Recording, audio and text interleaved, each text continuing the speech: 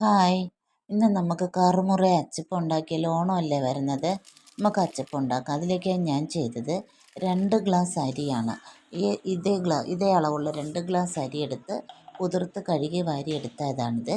അത് ഞാൻ മിക്സിയുടെ ജാറിലേക്കിട്ട് 2 ഗ്ലാസ് അരിക്ക് 3 മുട്ടയും പൊട്ടിച്ചൊഴിച്ച് അല്പം ഉപ്പും ചേർത്ത് നന്നായിട്ട് അരച്ചു. നമ്മൾ അപ്പത്തിന് അരയ്ക്കുന്നേക്കാൾ കുറച്ചുകൂടി നന്നായിട്ട് അരച്ചാൽ എത്രയും നന്നായിട്ട് അരയുന്നോ അത്രയും നല്ലത് തന്നെയാണ്.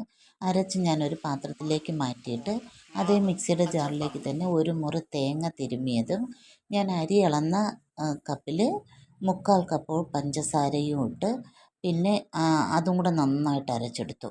അരച്ച് ഞാൻ അരി അരച്ച മാവിൽ കൂടെ അങ്ങ് ചേർത്തിട്ട് അതിലേക്ക് കുറച്ച് കറുത്ത എള്ള് കഴുകി വൃത്തിയാക്കിയതും ചേർത്ത് പിന്നെ ഈ അച്ചപ്പം നല്ല കറുമുറ ഇരിക്കാനായിട്ട് പൊരികാരം എന്ന് പറയുന്ന ഒരു സാധനം കിട്ടും. അതില്ലേലും കുഴപ്പമില്ല. അത് എൻ്റെ അമ്മയൊക്കെ ഇടുന്ന കണ്ട് ശീലിച്ചുകൊണ്ട് ഞാൻ ഇടുന്നതാണ്. അതും കൂടെ പൊടിച്ച് അതിലേക്ക് ചേർത്തിട്ട് നന്നായിട്ട് ഇളക്കി മാറ്റി വെച്ചിരിക്കുന്നു വേണ്ട. എണ്ണ ചൂടാവുന്ന സമയം വെച്ചിരുന്നാൽ മതി. എണ്ണ ചൂടാകുമ്പോൾ നമ്മുടെ എണ്ണയിലേക്കിട്ട് അച്ച് നന്നായി ചൂടാകുമ്പോൾ ഈ മാവിൽ മുക്കി എണ്ണയിലേക്കിട്ട് അച്ചപ്പം സാധാരണ ചുടുന്നത് പോലെ ചുട്ടെടുത്താൽ മതി. വളരെ ടേസ്റ്റിയാവും, വളരെ എളുപ്പമാണ്.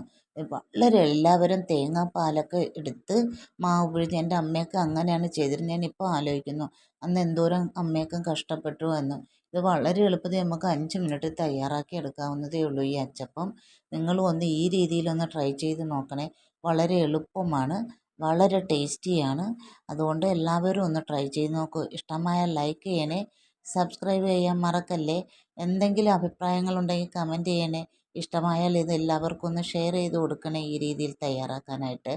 പിന്നെ ബാക്കിയുള്ള മാവ് ഇതുപോലെ ചുട്ടെടുത്ത് വെച്ചാൽ ഇത് എത്ര നാൾ വേണമെങ്കിലും ചീത്തയാകാതെ ഇരിക്കും. നല്ല കറുമുറ തന്നെ ഇരിക്കും, തണുത്തൊന്നും പോകത്തില്ല.